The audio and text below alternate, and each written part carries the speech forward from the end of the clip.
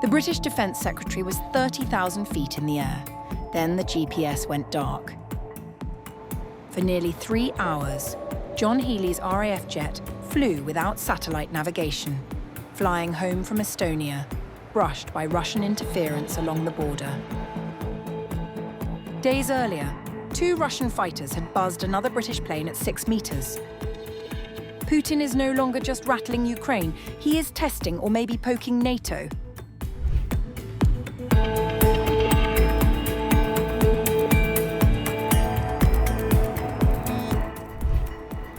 A British Royal Air Force aircraft carrying the United Kingdom's Defence Secretary has reportedly been targeted by electronic interference near Russia's border, raising fresh concerns over Moscow's expanding use of electronic warfare against NATO countries. According to a report by The Times, an RAF Dassault Falcon 900LX carrying UK Defence Secretary John Healey experienced GPS jamming while flying back from Estonia to Britain on May 21st. The aircraft was returning after Healey visited British troops stationed in southeastern Estonia, close to Russia's border. During the flight, the aircraft's GPS was reportedly disabled for nearly 3 hours, forcing pilots to switch to alternative navigation systems. Passengers on board, including journalists and photographers, were informed that the aircraft could still operate safely despite the disruption.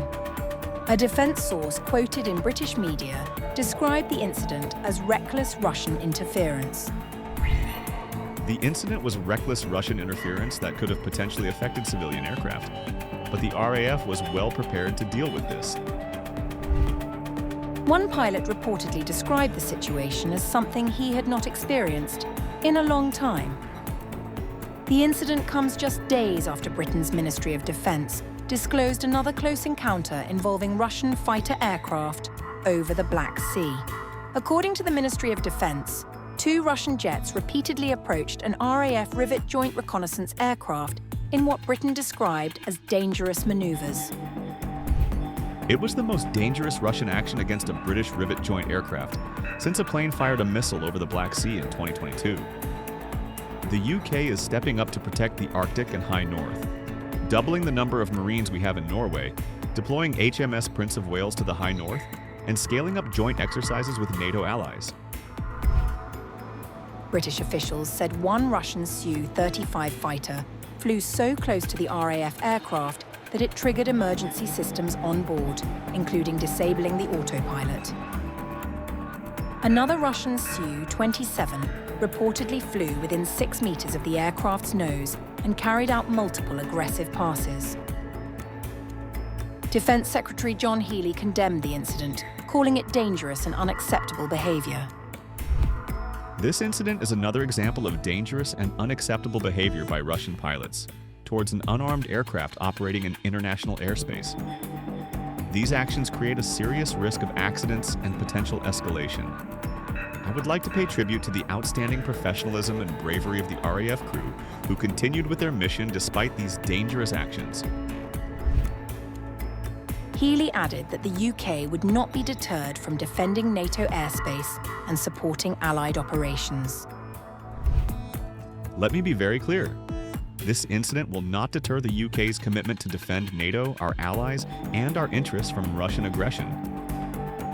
Putin had sought to capitalize on the world being distracted by the Iran war, and that he poses the primary threat to UK security.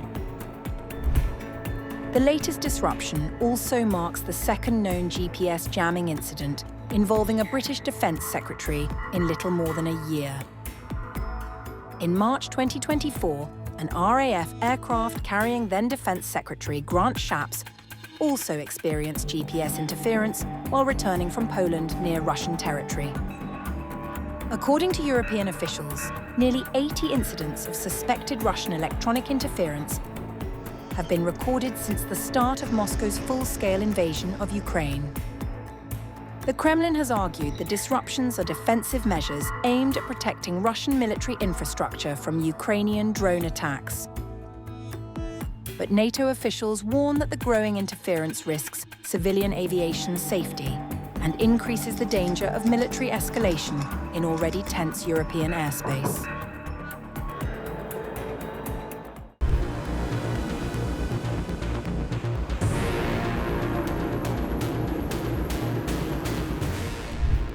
A Russian missile frigate has been operating just 30 miles off the British coast. The Royal Navy says it is ready.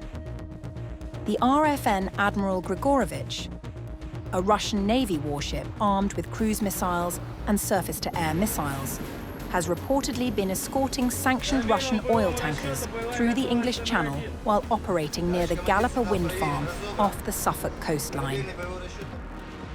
A 122-metre supply ship has been working alongside it, restocking the frigate at sea near the Galloper wind farm and allowing it to hold its position indefinitely. According to Starboard Maritime Intelligence, the vessels have approached British waters 3 times in the past 2 months and have already escorted more than a dozen sanctioned Russian tankers through the Channel.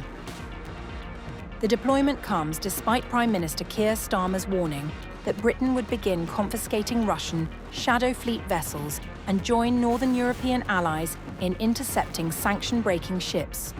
Moscow has shown no sign of pulling back. The Royal Navy, for its part, is making its own position clear. A rare access was given to the Telegraph this week into Britain's Wildcat naval helicopter force, which has been equipped with new Sea Venom anti-ship missiles and supersonic Martlet missiles ahead of a summer deployment to the High North with the Carrier Strike Group around HMS Prince of Wales. Commander Andrew Henderson, leading the force, had a direct message for Moscow. We remain ready to fight and are training very hard to sink Russian ships. What we put forward is an aviation platform that is lethal against ships. We can sink Russian ships. We can shoot and sink uncrewed surface vessels, and we could down uncrewed aerial vehicles. Officers said the Wildcats were the most lethal helicopters ever flown by the Royal Navy. Sea Venom missiles carry a 30-kilogram warhead and have a range of 19 miles. The laser-guided Martlets fly at Mach 1.5 and can be directed through a warship's bridge window, detonating inside and destroying a vessel's ability to fight without obliterating it entirely, giving commanders flexibility in any confrontation short of full engagement. The head of the Navy, General Sir Gwyn Jenkins, has warned that Russian ship incursions into UK waters have increased by 1/3 in the past year alone, with Kremlin vessels, submarines, and suspected spy ships mapping Britain's undersea cable network.